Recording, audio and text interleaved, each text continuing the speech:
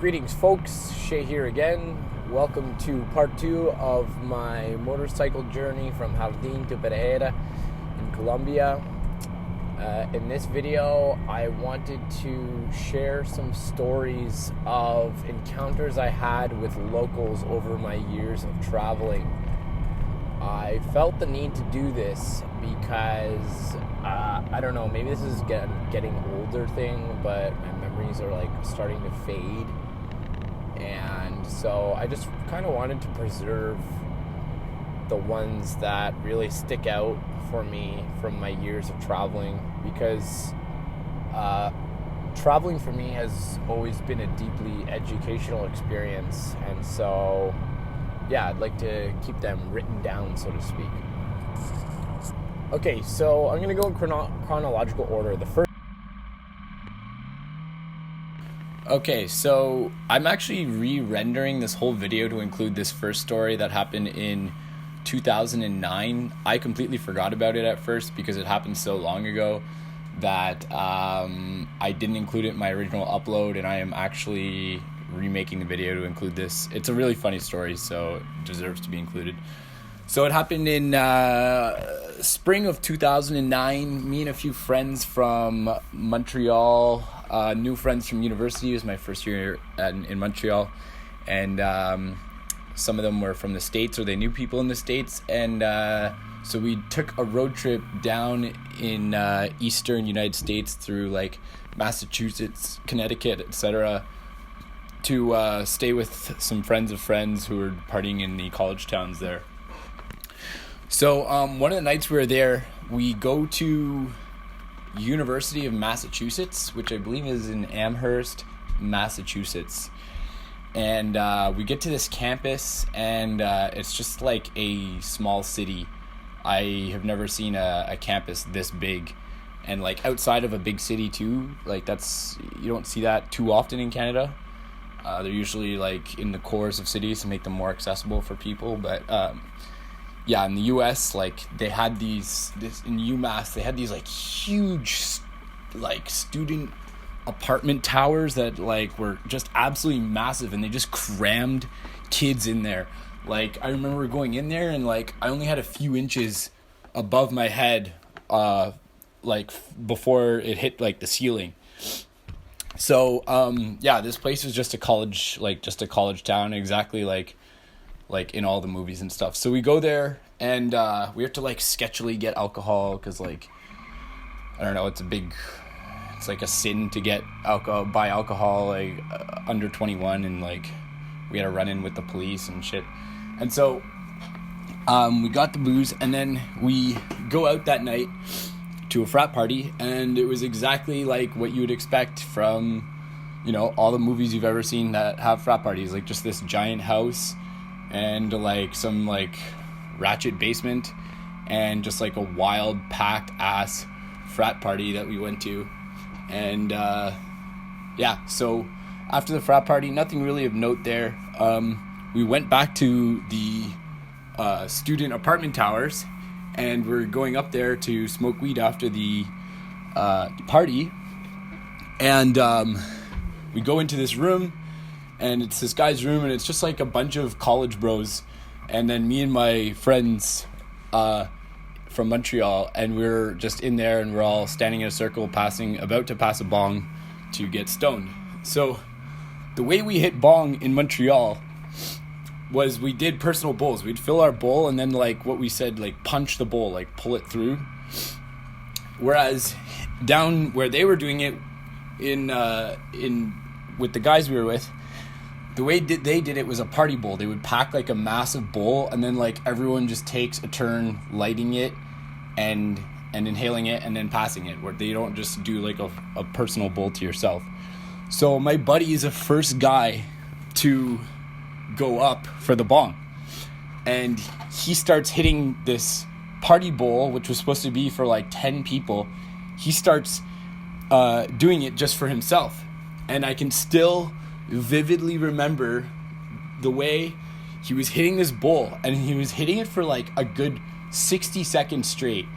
And I remember like as he was like inhaling longer and longer, all on one breath. Like, eventually, like, the whole room started noticing that this guy was taking an enormous, like, heroic hit of weed. And so, like, one by one, each person's head just turned and everyone just stopped talking.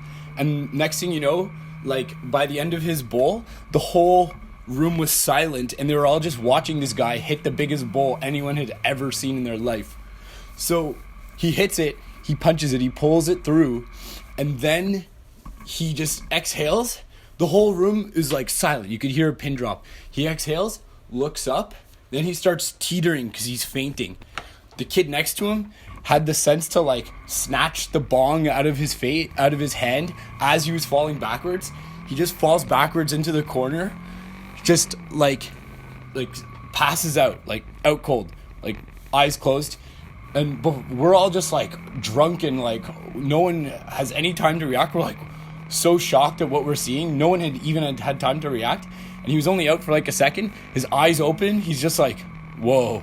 The whole room just erupted, completely erupted with like, just like shock and laughter and like nothing. They had never seen anything like that before. And we were just like, all just like going completely crazy.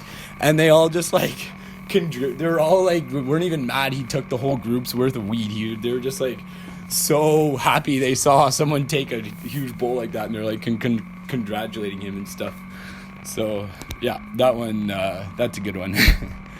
So I know the next one I say is the first one, but that was an accident because I recorded that story way before this one. So just so you know.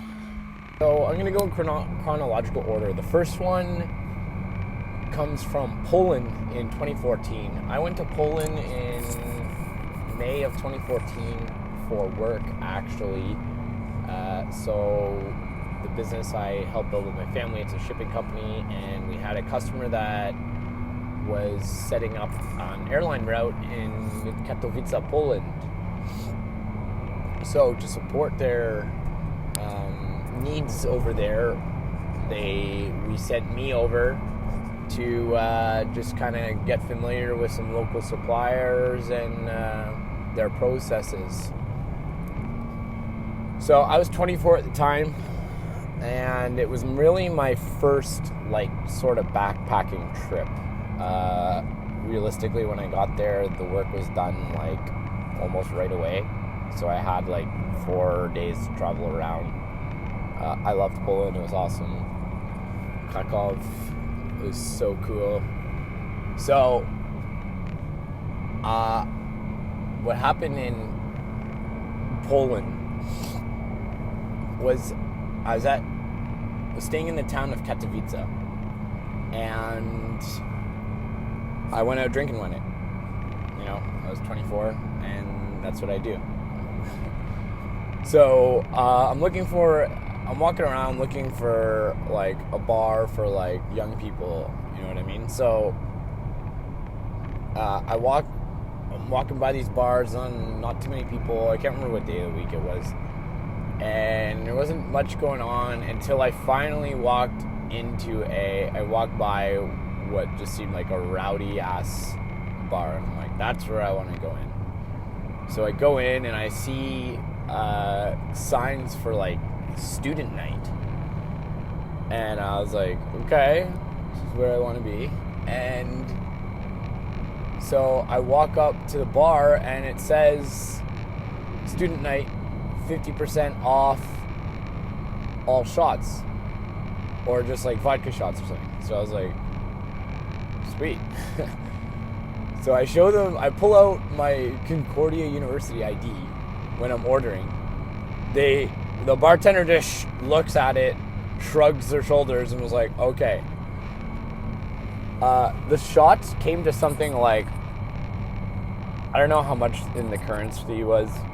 I'm going to throw out a random number, like 20 Polish zloty, which was the equivalent to like 50 cents Canadian each. So I'm like, oh my God. And so I just buy a tray of these things, and I'm just walking around the bar, like making friends with these like local Polish students. So all I remember, starts getting fuzzy from here, but I just remember these two guys and I were just so drunk and just like having a great time, but shouting at each other in what little English they had and the handful of words I had in Polish. And I just remember having a great time. There's a hilarious photo from it. And then I blacked out and I woke up in the bed the next morning with one of the most vicious hangovers I can ever remember. I remember waking up in that hotel room and it was like 1 p.m. and my head felt like it was just on fire.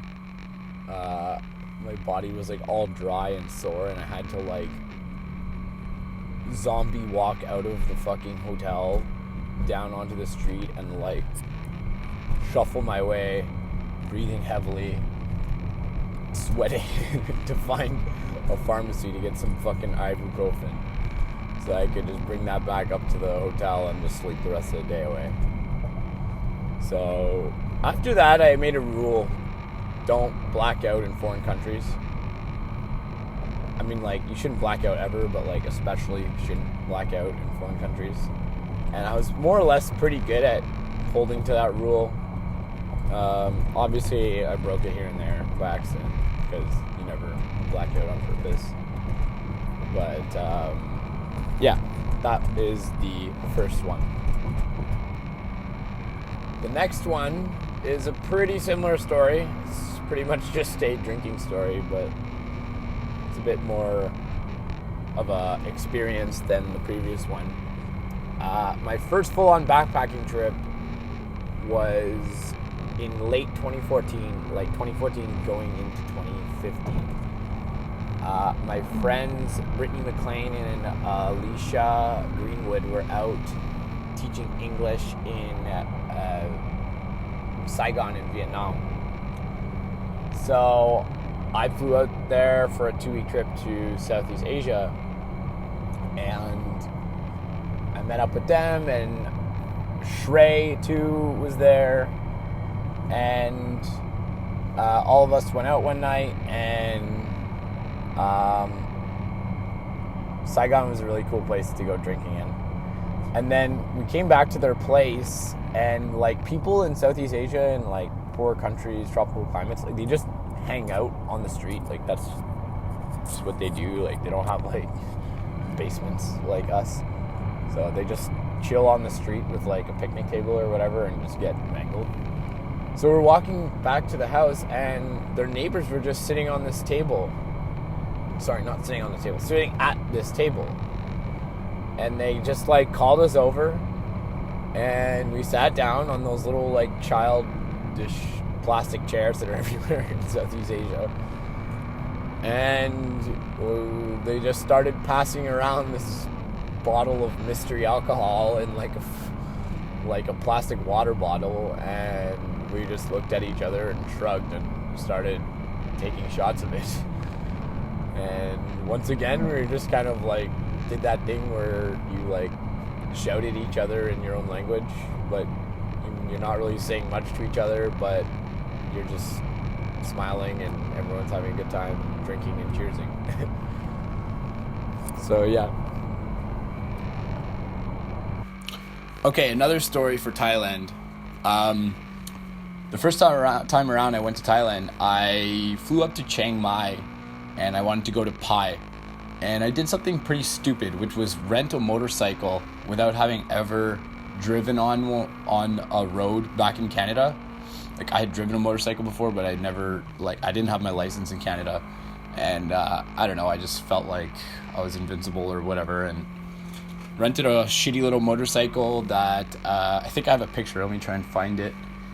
And it was this shitty little thing, and I was too dumb and inexperienced at the time to see that the thing's like tires were completely bald, and like the thing was just beat up, and like it was not safe, because getting to Pai up in northern Thailand, you have to like take these like switchbacks and hairpin turns, like going up through the mountains and all that. So like And I wasn't even wearing gear except for a helmet because, like I said, I was a younger dumbass.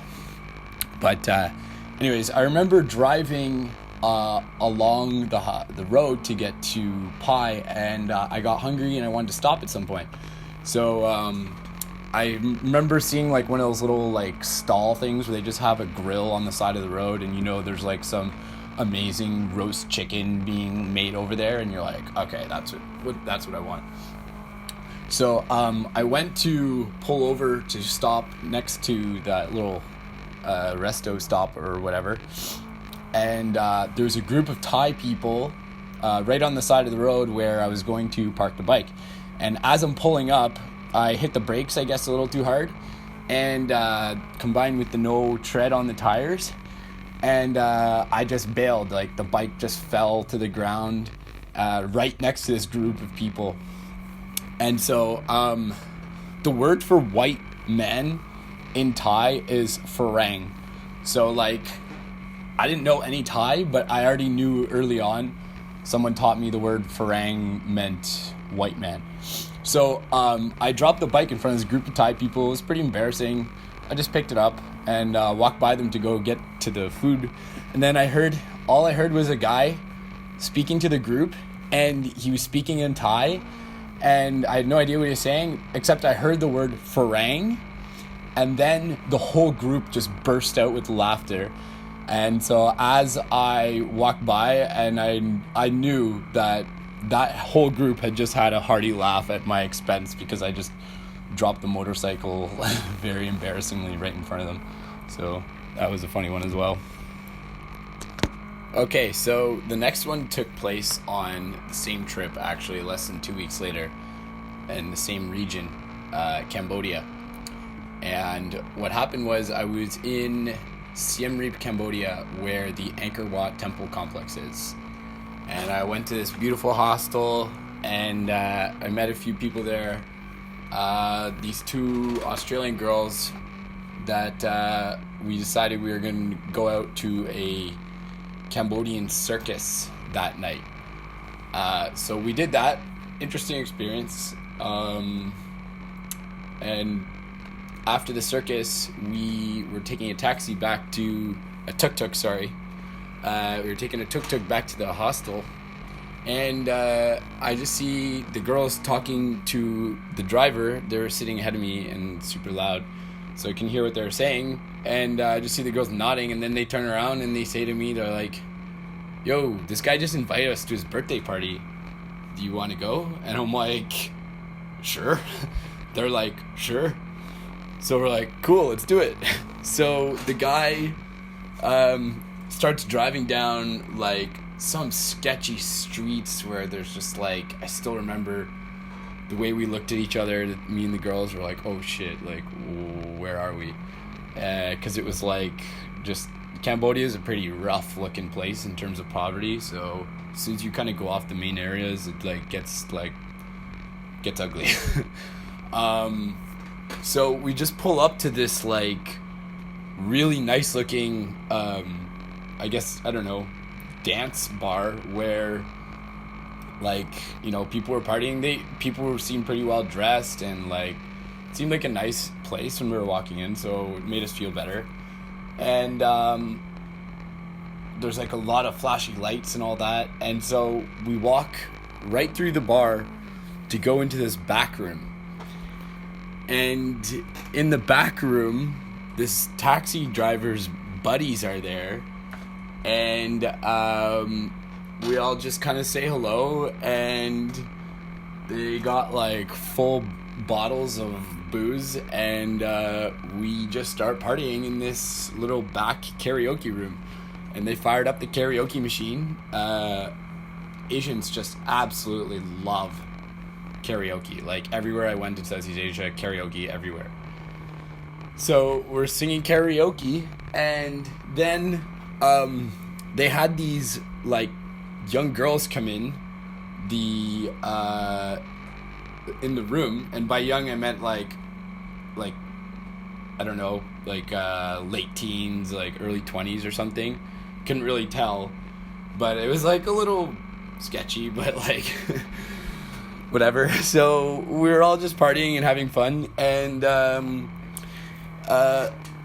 like next thing I know, I'm just singing Lady Gaga Bad Romance to a room full of Cambodian people. These guys, they're chicks, they're groupies or whatever, and me and these two Australian girls, and we just spent the night just belting out like whatever on karaoke, and we had a hilarious time, just cheersing these guys all the time and getting fucked up. And then we decided we wanted to go home, and the guy just took us home, like no questions asked, in his tuk-tuk. And me and the Australian girls were just like, wow, as if that just happened. That was awesome. So yeah, that was a very hilarious, surreal experience. I have like a couple pictures and videos actually. Let's see if I can get them up here before moving on to the next one.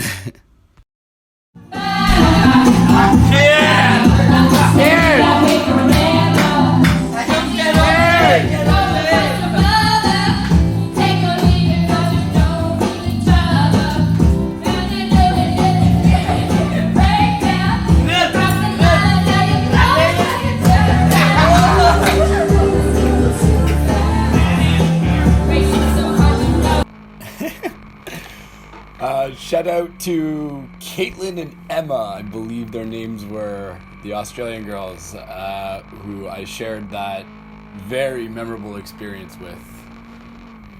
Cheers. The next one is also in Southeast Asia, but this time in Thailand. It took place later in 2015. I spent a summer living in Bangkok, and at the end of the summer, the boys Quigley, Fall, and Blakely flew out to meet me, and we did a 2-week trip down in the islands of Thailand in the south. So we went to Koh Phangan, is where the famous full moon party is held on the beach, and for some reason, I had a really big chest pain one of those nights, and it got so bad that I couldn't ignore it anymore, and I actually had to like check myself into a hospital in Thailand, into a public hospital.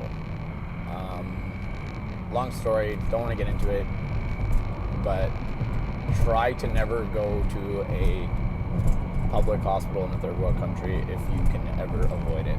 Not fun. So, all was well. I woke up in the hospital,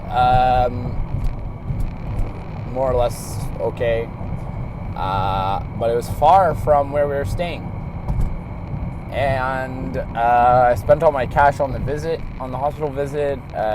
Phone was dead, and I was kind of stranded at the time. I didn't really have a way of getting back in this in this really random place on this island in Thailand.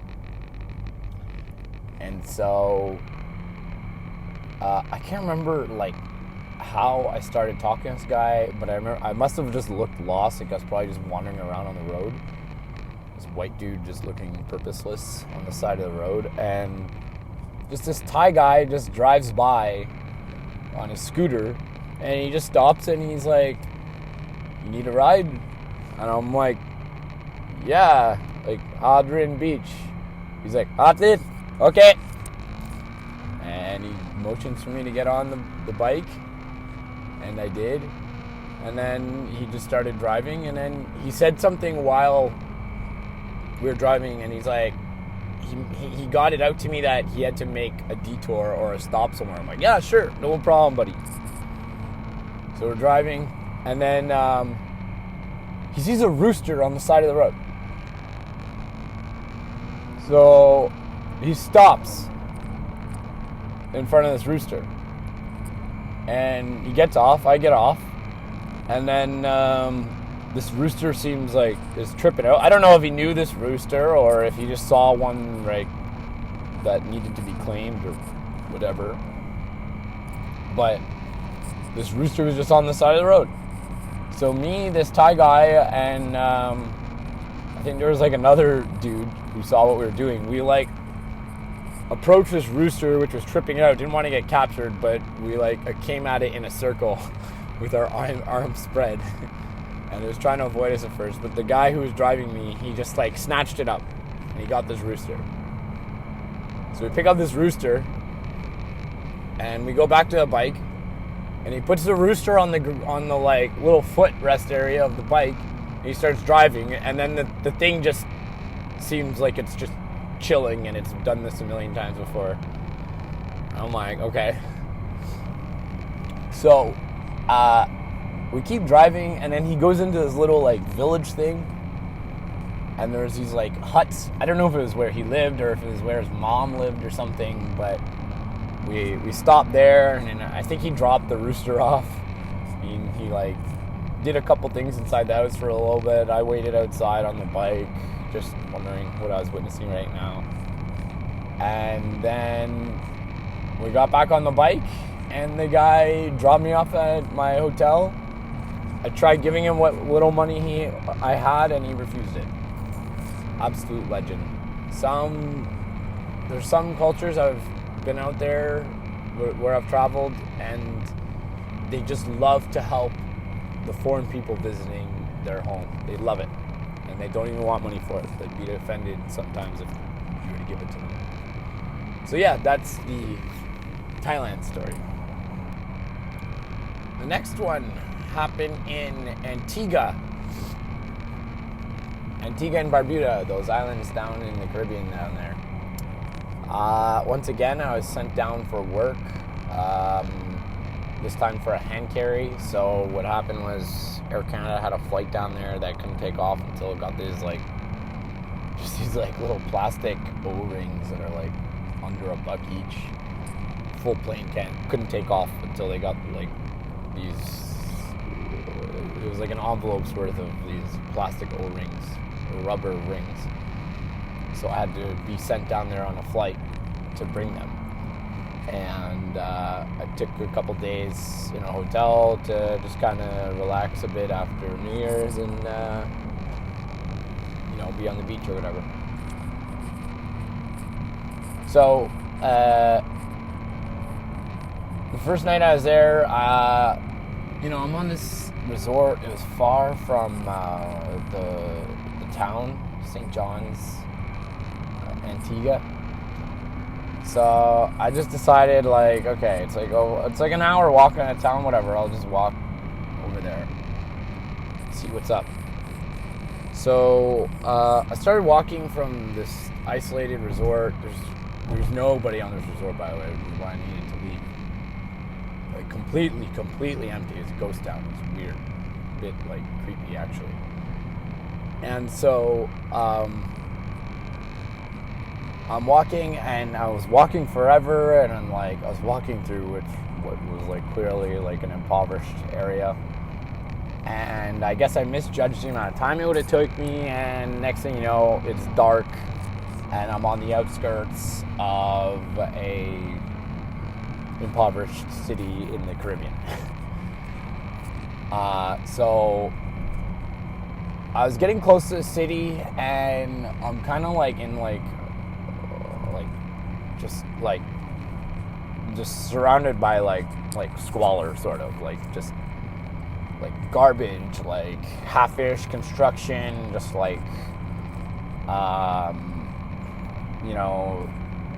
like dirt road, like just crap everywhere, and it's dark out. And so I'm looking at my phone. I keep looking at my phone to make sure I'm going the right way. And by this time, like, I guess people in these like really hot countries, like, they just hang out inside or sleep or whatever in the day. And then at night, as soon as it comes nighttime, everyone just comes out. So there's way more people around me at this point. And keep in mind, I'm the only white person in sight. When you go to an island like, say, Antigua, like, you have very like sectioned off areas where you as a tourist stay. You would never be walking through an area where I was. So, you know, you stand out, basically. So I was looking at my phone, and suddenly I just hear a guy behind me, and he's like, put that away. I'm like, what? And it was just some local guy, and he was like, put your phone away. Someone is going to rob you. And I was like, okay. And then he was like, are you going into town? You can follow me. I'm like, sure. That's where I was going. So I start following this guy, and he's starting to take shortcuts. He's obviously knows the area. Like he starts going off the path, and like next thing you know, I'm like walking through these like half-finished construction sites, like clambering over like fucking rubble, and I'm like, it's like really dark. It's not well lit at all, like anywhere, like no public lighting sort of thing. And I'm like, okay, like I'm getting a little sketched out, like, oh shit, should I be following this guy? But it was fine. He was completely fine. He led me into town, and then there's like, you know, more civilization in the middle of the city. And so I was like, hey, thanks a lot, man. I was actually gonna get some food. Do you want some food? And he's like, yeah, sure. So I was like, take me somewhere local. And he's like, okay. So he leads me into this like random like little like almost like a store in an alleyway, sort of. Like we just never know it was there. We had to like there wasn't a sign or anything like that, you know, like. And we go to the back, and there's just like, it's just like a little food serving place. And I'm not gonna lie to you, the food looked fucking vile. Like, it looked disgusting. So I just stuck with like, you know, something pretty easy, chicken and rice, and it actually wound up being pretty good. And it was like, it was just so cheap. I can't even remember how much it cost. Probably like a buck or something like that. I paid for his food, and we're hanging out, and then he's like, hey, I was going to hang out with some friends. You want to come? And I'm like, yeah, I want to come. I want to chill with some local Antiguans. Like, sure. So he leads me away from the center of the town, down some like, you know, not some dimly lit streets, like very small streets. Not alleyways, but like almost. And there's just like crowds of people everywhere now at this point. Like, this is just what they do for fun, I guess. It's just like go out onto the street, and that's where they socialize. So we walk down the street, and we're going into a crowd, and like every person on the street, I can feel the stares coming my way. Not like hostile stares, just like what are you doing here stares, you know? Because like if you're a white dude and you're not on like the specific little areas that are like curated for the white tourists to come, like you're severely out of place. And so we find this little crowd, and introduce me to his friends, and they're super nice. Like they all spoke English. Like English is the language of the island, so I could communicate easily. And he had this friend who was just running what like was like a little like shop. And by shop I mean it was just like she was sitting in front of a table full of junk, and I would just see her doing weed deals occasionally, and I think like the junk on the table was just a front. So you know, hanging like I remember that one friend, the one running the shop selling the weed, like she was very friendly, she was very interested in me. She was like, you know, I was saying I'm from Canada and Montreal. She said, oh yeah, Canada. Those island accents are just the most charming accents. So we're chilling there, and then the guy I went with, he's like, do you want a beer? I'm like, yeah, sure, I want a beer. So we walk across the street to where this like bar is, and it was kind of goofy because like they do like hilarious shit in these like kind of developing countries to like sort of stand out. So like I just remember this, like there's just like a car, like some random car on the roof or something like that, wrapped in these like some weird like neon lights or whatever. I don't know, there's something really bizarre like that. And so we walk into the bar, and this image is something that's burned in my brain forever. So we walk into the bar, and it's a very small room. It's just one room. And it's like, I don't know, let's say 20 feet by 20 feet, or even less, 15 by 15. There's a pool table in the middle, and there's one light bulb hanging to light up the entire room above the pool table. There's two guys playing pool, like intensely. Like they weren't playing with the rules. They were just kind of like hitting the balls into each other, and like, I don't know what the goal was, if they were trying to get the balls in the pockets or whatever. But they clearly weren't playing with rules, but it looked like they were playing like very intensely. And then there was just like a crowd of dudes all along the walls, just like watching this game of pool. And there was some loud music playing. I can't remember what. It was probably some of that island music there, you know? And as soon as I walk in this bar, and I walk through the middle of it to get to the bar area where we could buy drinks, I felt every eyeball in the room on me as I walked by. Again, not like necessarily hostile, just kind of like, why, what are you doing here, white boy, you know, like, so I went up and I was about to pay, but the buddy there was like, no, don't pay, like, she'll just try to rip you off, like, let me do it.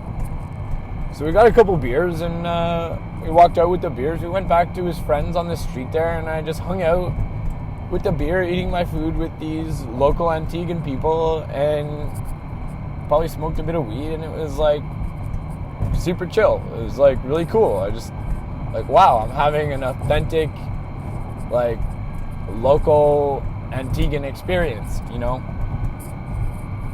And so when I was done, I told the guy, like, hey man, I was gonna go back, like I was gonna get in a taxi, and then he's like, oh, my friend can drive you home. I'm like, okay. So this buddy gets in this like completely beat the fuck up Honda Civic. It like didn't have a muffler. Thing was fucking crazy loud. I get inside this thing. There's just crap and junk everywhere. Like not a mirror in sight. No mirrors. We get in. He starts blasting like Rihanna and like the tunes. And he starts speeding down the road like fast, like 100 kilometers an hour without lights and no public lighting on like dirt roads. And that was actually one of the scariest rides of my life. I was tripping balls, like, oh my fuck, this guy is driving fast. So we get to the hotel, and safely I made it there, and I gave this guy $20 which probably would have been like a month. You could probably make that go as far as a month if he was good about it. He was very thankful, and then that was the end of that one. And like, the thing is, I love that story because, like, you know, you go to these countries and let's say you're going to a resort, you know, what you're really doing is you're just going into this like false bubble created for the travelers. You're not like going to the country. You know, like you're physically going there, but you're not interacting with the local culture. You're not trying to learn the language. Like you're not doing anything about that country except like physically being there inside of this like fake crafted like environment for you to just like relax and obliterate yourself with alcohol. And even if you backpack, it's hard to like you do a lot better of a job interacting with the locals and like, you know, trying to experience a culture. Like there's a lot more of getting into the local area, but still it's kind of hard, you know, unless you actually spend a good amount of time there and like really make the effort. Like you're not gonna be really befriend like any local people. So I love that night in the alleyway with the Antiguans, because I felt like I was just hanging out with some local people just as they would, you know. And this is a culture that is vastly different from my own. It's and you know, there's it's people that are born and raised in a, you know, I guess poverty, and so, you know, we're going to be very, very different in our, you know, our experiences and our worldviews, and yet I was still able to just hang out and have a good time. Luckily, we spoke the same language, so, you know, everyone, you know, it was just one of these moments where it's like we're all just human beings, you know? Like in that moment, I wasn't a privileged white boy from Canada, and they weren't like the descendants of slaves in an impoverished country in the Caribbean. None of that mattered. We were just regular people hanging out. So, yeah. There's actually another story from it's a quick one from Antigua. The next day, I rented a SUV to just rip around the island. I don't do beaches. I'm not one to just lay around. Like, I'm energetic and I want to go explore. So I rented an SUV and I started driving around the island. And it happened a couple times where I saw these like middle-aged ladies on the side of the road, and they'd be like doing like waving me like I was a taxi or something. So I stopped for one of them and I'm like, hey, is everything all right? And she's like, oh, are you going that way? And I was like, yeah, I'm going that way. Like, sure. She's like, oh, okay. Mind if I get the ride? And I was like, sure. So I guess what happens is, like, you know, they can't rely on the bus, and the bus is probably like fucking super uncomfortable, you know. It's always late and it's probably hot and squishy inside, you know. So I guess it's like a thing where they just kind of flag down people, and if you're driving that way, they hop in for a few kilometers until they get to where they're going. So it happened a couple times where I just picked up these ladies who were just trying to get to work and just dropped them off. So, and we just had some quick, brief conversations. I wish I recorded some of that. Like, I didn't get any photos. I don't know. Sometimes, like, when I'm, like, doing the traveling, I, like, forget to pull out the goddamn phones or the GoPro. You know what I mean? Like, it just kind of ruins a moment. It's happened to me many times over the years. But looking after the fact, you're always happy you did it. But anyways, so, yeah. That is my Antigua story. So the next one is somewhat similar to the previous, actually, or the Antiguan one. Took place while I was in Galway, Ireland. I was doing a bus tour, and I was going to see the cliffs of Moher that day. And so I was getting breakfast and enjoying a coffee on the street in Galway, enjoying some street music. And an older man just approached me and just said hello and started talking. And you know, he heard I was from Canada, and he's like, oh yeah, Canada, and he just started saying everything he knew about Canada. Like, I remember he mentioned, like, Donald Sutherland and Wayne Gretzky and all this. He was like, what do you do in Canada? And, you know, I explained, I think I was still studying at the time, or, you know, talked about work or whatever, and then he's like, I said, well, what about you? He's like, in the States, you call me a hobo. And I was like, oh, I see. It threw me off because the guy wasn't, like, dressed like you would expect a hobo. Like, he was, like, clean-shaven and didn't look filthy or anything, you know? But then I noticed he was pouring, like, liquor into his coffee cup or whatever. And the guy was very entertaining. He was, like, singing and reciting poems and just telling stories. And I was so struck by that I took a photo, I threw it up on my Instagram, and yeah, like, it was just a funny one because, you know, it's like, when do you ever interact with a homeless person, you know? Like, most of the time, they're pretty depressing. Like, I'm not gonna lie, they're pretty depressing looking, like, probably smell pretty bad, like, you know, and you're always, like, if you're downtown, you're always rushed to wherever you're going, so you don't, like, stop and talk with a homeless person. But with all that said, it's like, even a homeless person can still be someone to offer you something in the form of, like, some sort of interesting conversation, you know? So, yeah. Okay, so for this next story, it actually happened right after the previous one on the same trip to Europe. It was in Scotland. I actually forgot about this one, and I am actually re-rendering the video to include this one. I was a little hesitant about including it at first because it's mildly weird, but, like, whatever. Weird means it should be up there. So, yeah, I was in Edinburgh in Scotland, and I was on the backpacking trip, and so I was just on Bumble because the dating apps are actually useful when you go, like, traveling or backpacking, because it's, like, sometimes an opportunity to meet a local who can, like, take you out and show you the local side of things rather than you just trying to, like, you know, figure it out on your limited amount of time.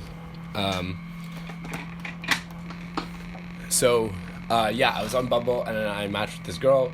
We chatted a bit, and she said she was going to watch the soccer game at a bar later. And I was like, wow, that sounds sick. Like, can I join? And she's like, yeah. So later that afternoon, I go to this bar and meet her there, and her sister tags along. They were, like, hungover.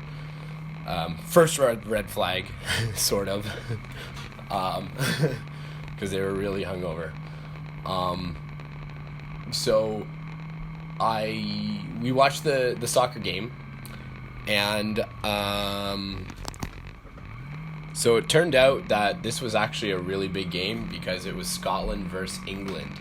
So I really lucked out. I mean, I don't really care about soccer or too many sports, but, like, it's cool to just go watch the home country play while you're there, you know?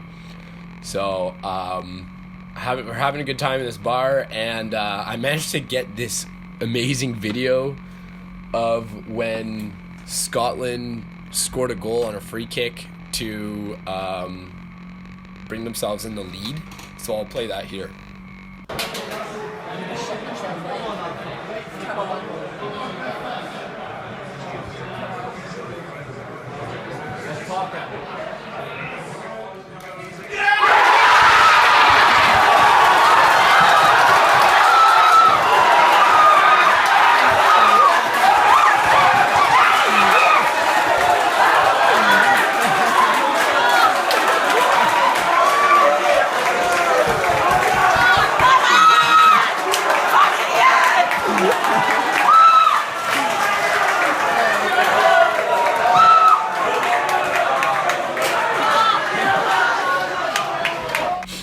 That's actually a hilarious video, and I should probably just put that up as its own video on YouTube.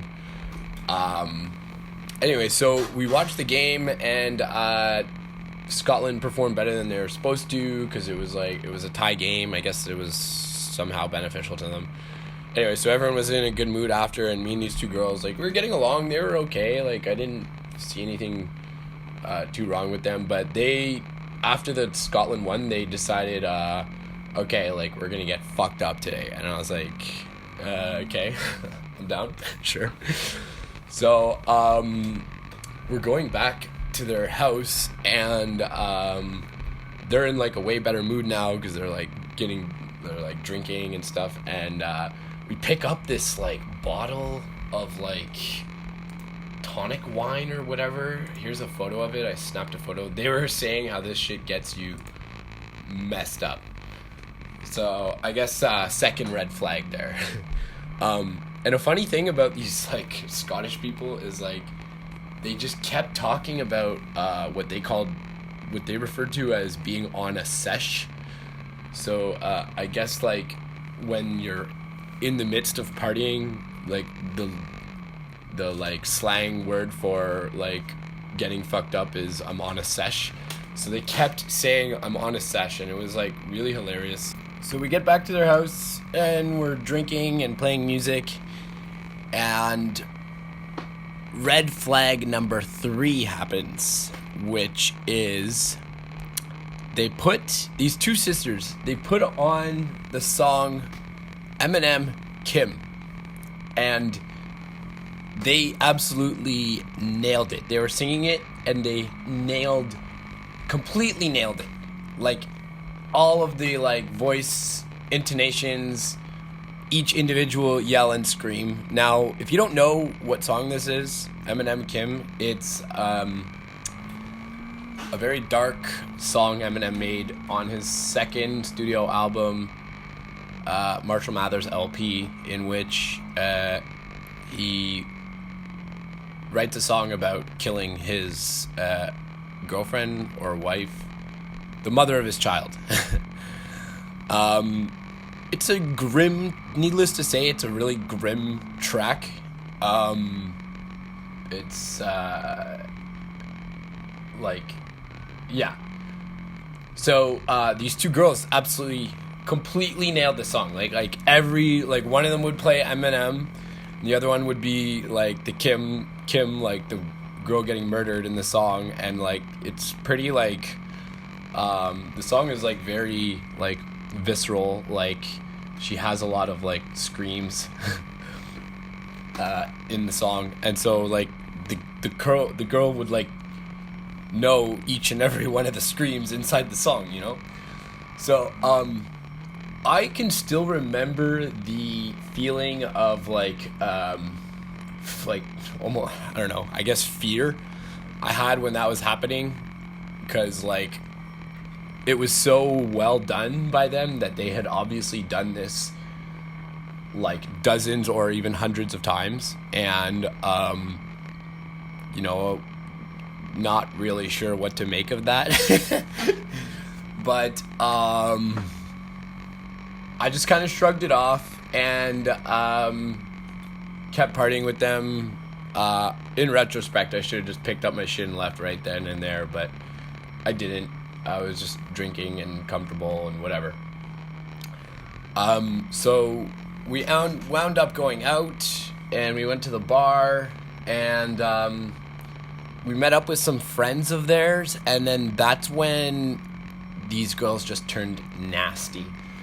I don't really remember the details why. Probably didn't even really matter why. There's sometimes people are just like that. Things were a little foggy at that point too. It was kind of drunk, and yeah, they turned mean. Their friends turned mean, and they made it clear they didn't want me around anymore. So I just went home and went back to the hostel, and that was the end of that. So that was Edinburgh, Scotland for me. This next one took place in Colombia, my latest backpacking trip in 2018. I had rented a motorcycle in Colombia, and I spent a week driving around the country. And one of the towns I wound up in was called Salento, and it was known as one of the coffee-producing regions. So I woke up in this hostel, just a gorgeous hostel on this hill overlooking the town, and just started my day with the most delicious coffee that was just like grown like a couple of kilometers away.